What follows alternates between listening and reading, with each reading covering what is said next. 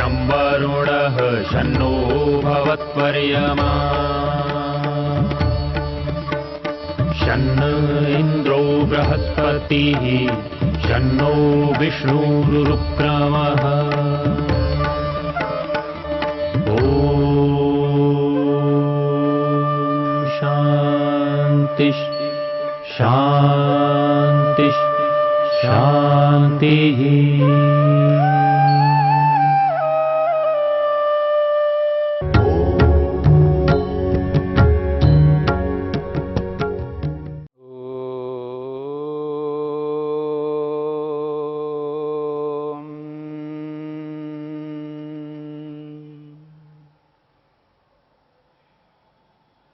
साधन पाद के 20वें सूत्र को लेकर के हम विचार कर रहे हैं। दृष्टा दृशि मात्रः शुद्धोपि प्रत्ययानुपश्यः। दृष्टा के स्वरूप को इस सूत्र में स्पष्ट किया गया है। दृष्टा यानी जीवात्मा, हम सब जो इस संसार में रहते हुए अपने प्रयोजन को पूर्ण करना चाहते हैं।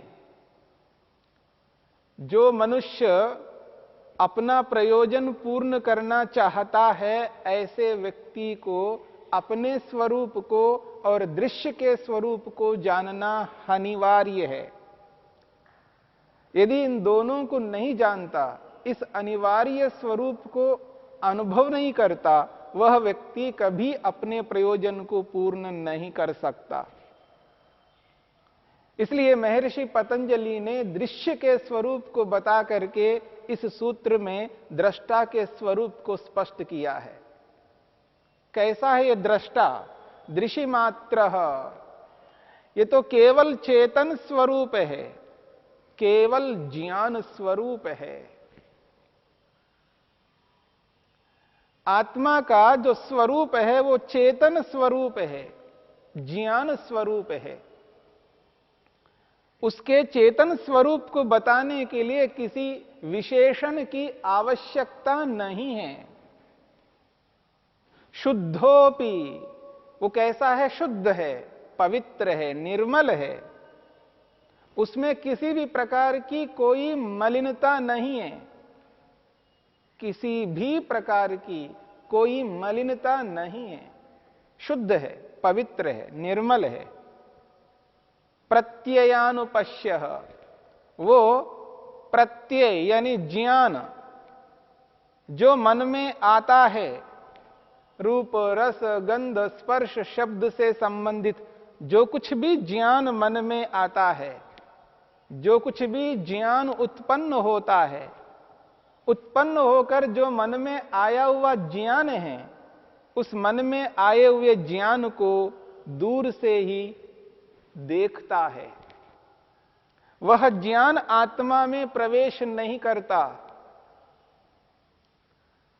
उत्पन्न होता है तो मन में उत्पन्न होता है, मन में ही रहता है, आत्मा में प्रवेश नहीं करता। उस मन में रहने वाले उस ज्ञान को दूर से आत्मा देखता है, वो दृष्टा है। इस बात को समझने की चेष्टा करनी है। और जिस दिन आत्मा को, मनुष्य को यह बात समझ में आती है कि मुझ में, मुझ आत्मा में कुछ भी प्रवेश नहीं करता, मुझ आत्मा से कुछ भी बाहर नहीं निकल सकता, जिस दिन यह बोध हो जाता है, उसी दिन उसका जो प्रयोजन है, उस प्रयोजन का आधा भाग पूर्ण हो जाता है। इस बात को समझने का प्रयत्न करना। और महर्षि वेदव्यास ने यहां पर यह बात स्पष्ट की है कि स बुद्धे न स्वरूपः न अत्यंतम विरूपः इति। ये जो पुरुष है, आत्मा है, ये मन के समान नहीं है, मन जैसा नहीं है। और कहा है मन से सर्वथा अलग भी नहीं है। न स्वरूपा, उसके समान नहीं है, न अत्यंतम विरूपा, न ही उसके सर्वथा भिन्न है, अलग प्रकार का है। वो स्वरूप नहीं है, उसके समान नहीं है। कस्मात, क्यों नहीं है? तो इसके लिए उत्तर दिया है, जिस प्रकार से बुद्धि ज्ञात अज्ञात विषय वाली होती है, जिस प्रकार मन ज्ञात अज्ञात विषय वाला होता है, अर्थात कभी जानता है तो कभी नहीं जानता है। जब रूप को जानता है तो रस को नहीं जानता, रस को जानता है तो रूप को नहीं जानता। जब वो ज्ञानेंद्रिय से जुड़ता है तो कर्मेंद्रिय से नहीं जुड़ता, कर्मेंद्रिय से जुड़ता है तो ज्ञानेंद्रिय से नहीं जुड़ता। मन कभी ज्ञात विषय वाला, कभी अज्ञात विषय वाला होता है, परंतु आत्मा, ये जो दृष्टा है, सदा ज्ञातृत्वम, वो सदा ज्ञाता रहता है। ऐसा कभी नहीं होता, कभी जानता है और कभी नहीं जानता। आत्मा और मन में ये जो अंतर है, ये जो भिन्नता है, इस बात को लेकर के महर्षि वेदव्यास कहते हैं, मन अलग प्रकार का है और आत्मा अलग प्रकार का है। आत्मा मन के समान नहीं है, न स्वरूपः। क्योंकि आत्मा मन को सदा विषय बनाता है। ऐसा नहीं होता है, आत्मा शरीर में है और मन के साथ जुड़ा हुआ नहीं होता, सदा जुड़ा हुआ रहता है। आत्मा मन के साथ सदा युक्त रहता है, चाहे जागृत अवस्था में हो, चाहे वो निद्रा की अवस्था में हो, किसी भी अवस्था में हो, आत्मा मन के साथ सदा जुड़ा रहता है। आत्मा मन को सदा जानता है, इसलिए आत्मा सदा ज्ञातृत्वम, वो सदा ज्ञाता है, पर मन ऐसा नहीं हो सकता। यह पहला कारण बताया है कि आत्मा मन के समान नहीं है इस विषय में। दूसरी बात कही जा रही है, किंच, और एक बात, किंच, और क्या है? परार्था बुद्धि। परार्था बुद्धि ही संहत्यकारित्वात्, हेतु के साथ, कारण के साथ महर्षि वेदव्यास स्पष्ट करते हैं।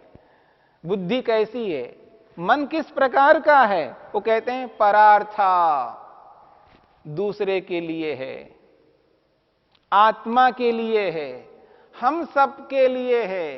परार्था बुद्धि ही, बुद्धि परार्थ होता है। बुद्धि स्वार्थ अपने लिए कभी नहीं हो सकता। परार्था, पर अर्था, परार्था, दूसरे के लिए, दूसरे के प्रयोजन के लिए है। और वो दूसरा आत्मा है, हम सब है, हम सब के प्रयोजन के लिए मन है। प्रत्येक व्यक्ति का मन आत्मा के प्रयोजन को पूर्ण करने के लिए है, आत्मा को भोग और अपवर्ग दिलाने के लिए है। परार्था बुद्धि ही, हेतु दिया है, कारण बताया है। क्यों ऐसा? तो कहा है संहत्यकारित्वात्, वो संघात होने से अनेक अवयव मिलकर के बन गया, अनेक अवयवों को मिलकर के मन को बनाया गया है। परमपिता परमेश्वर ने सत्व रज तम, इन तीन प्रकार के अनेक अणुओं को लेकर के मन बनाया है। संहत्यकारित्वात्, ये संघात होने से, यानी कार्य पदार्थ होने से। जो कार्य पदार्थ होता है वो दूसरे के लिए होता है। जो संघात है, अनेक अवयवों से मिलकर के बनाया गया है, वो परार्थ होता है, दूसरे के लिए होता है। वह दूसरा आत्मा है। जैसे हम लोग संसार में इस बात को कहा करते हैं, घर घर के लिए नहीं होता है, घर घर में रहने वालों के लिए होता है। गाड़ी गाड़ी के लिए नहीं होती है, गाड़ी तो उसके चलाने वाले के लिए होती है। घड़ी जो भी व्यक्ति आज घड़ी पहनता है, हाथों में अथवा दीवारों में जहां कहीं भी घड़ियों को रखते हम, उन घड़ियों का जो प्रयोग होता है वो हमारे लिए होता है, घड़ी घड़ी के लिए नहीं हो सकती।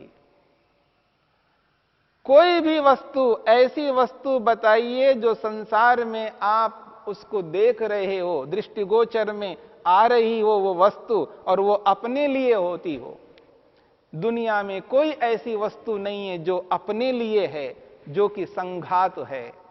संघात होता हुआ, कार्य पदार्थ होता हुआ वह वस्तु अपने लिए कभी नहीं हो सकती। इसलिए कहा है परार्था बुद्धि, ये मन दूसरे के लिए, आत्मा के लिए है, स्वयं के लिए कभी नहीं हो सकता।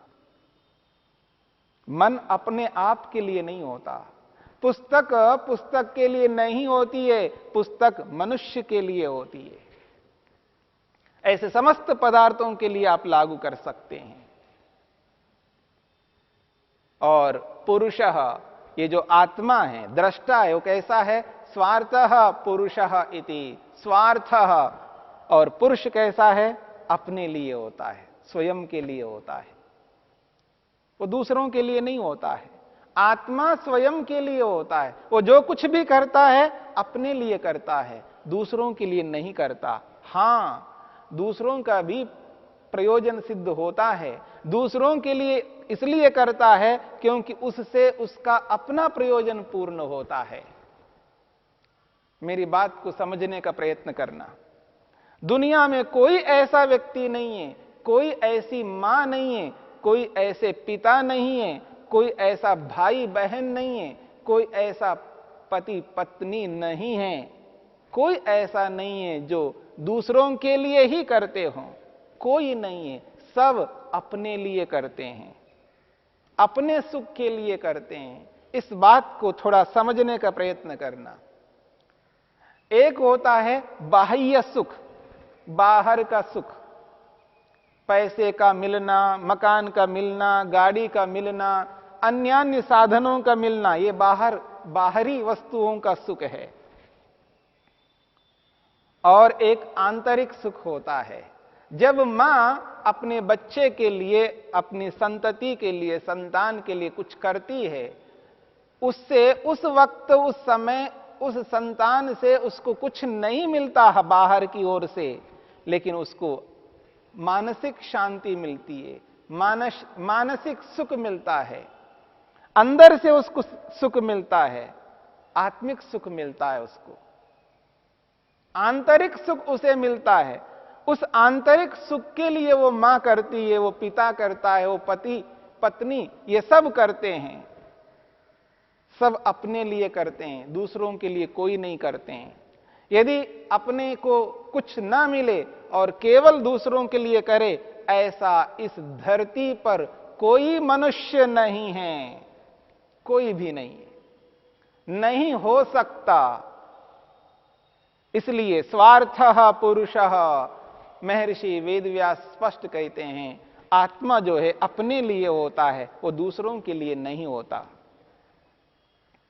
हां, दूसरों के लिए भी लाभ देता है, और दूसरों के लिए लाभ इसलिए देता है, दूसरों को सुख इसलिए देता है, दूसरों को सुख देने से उसको अधिक सुख मिलता है। एक व्यक्ति स्वयं खाता है तो सुख मिलता है, स्वयं खा करके जितना वो सुख लेता है, उससे अधिक सुख दूसरे को खिला करके लेता है, इसलिए वो खिलाता है। मेरी बात को समझने का प्रयत्न करना। अपने लिए ही करता है व्यक्ति। एक व्यक्ति स्वयं खाता है, दूसरों को नहीं खिलाता है, उसे सुख मिलता है, और स्वयं खाने से जितना सुख मिलता है, यदि वो व्यक्ति ऐसा ना करके वो दूसरों को खिला देता है, उससे अधिक सुख प्राप्त करता है, इसलिए वो खिलाता है। दूसरों की सेवा करने से उसको अधिक सुख मिलता है, बजाय अपनी सेवा करके उसको जो सुख मिलता है उससे अधिक सुख मिलेगा। सबके साथ लागू कर सकते हैं। स्वार्थः पुरुषः, ये जो पुरुष आत्मा दृष्टा जो है ये अपने लिए होता है, दूसरों के लिए नहीं होता है। इस बात को समझने की चेष्टा करनी है। मन में और दृष्टा आत्मा में, दोनों में कितना अंतर है। मन दूसरों के लिए ही होता है, अपने लिए कभी नहीं हो सकता। मन दूसरों के लिए है तो आत्मा अपने लिए है।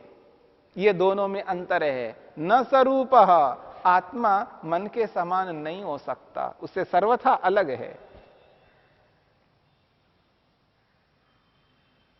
अलग प्रकार का है।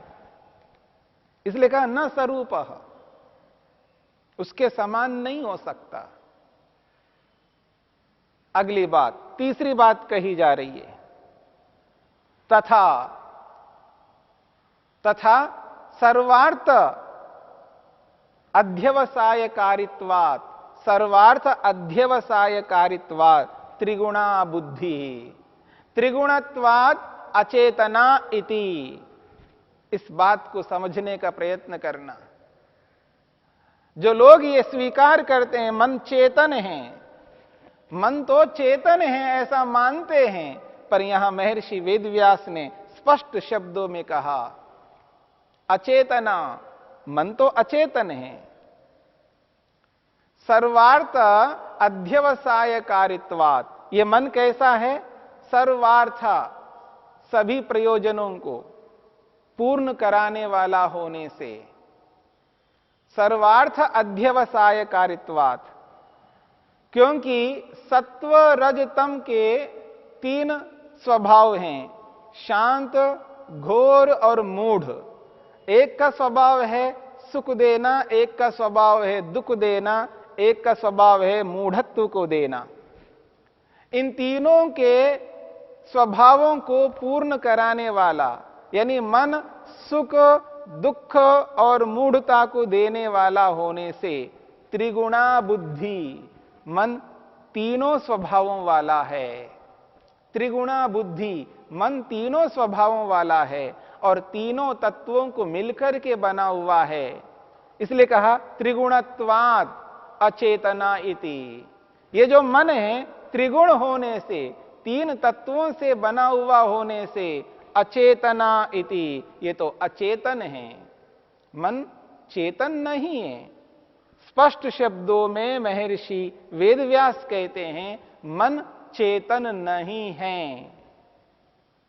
और संसार में लोग इस बात को नहीं समझ पाते हैं, मन को चेतन मान बैठते हैं। मन तो बड़ा चंचल है, मन इधर उधर जाता है, मन नहीं मानता है। मैं रोकना चाहता हूं लेकिन मन रुकता नहीं है। मन को चेतन मान करके व्यवहार किया जा रहा है। मन वास्तव में चेतन नहीं है, मन तो जड़ पदार्थ है, जड़ वस्तु है, सत्व रज तम से मिलकर के बना हुआ है। इसलिए कहा, महर्षि कहते हैं सर्वार्थ अध्यवसायकारित्वात्, तीनों गुणों के जो स्वभाव है उनका निर्णय कराने वाला होने से त्रिगुणा बुद्धि, बुद्धि तो त्रिगुणात्मक है। त्रिगुणत्वात् अचेतना इति, त्रिगुण होने से वो अचेतन है, जड़ है, चेतन नहीं हो सकता।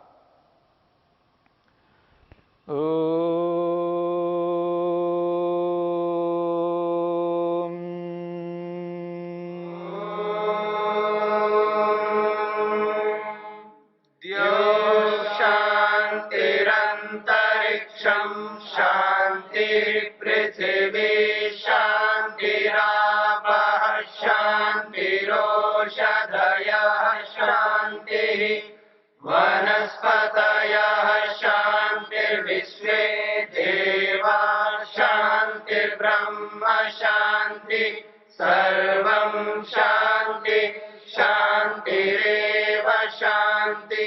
श्यामा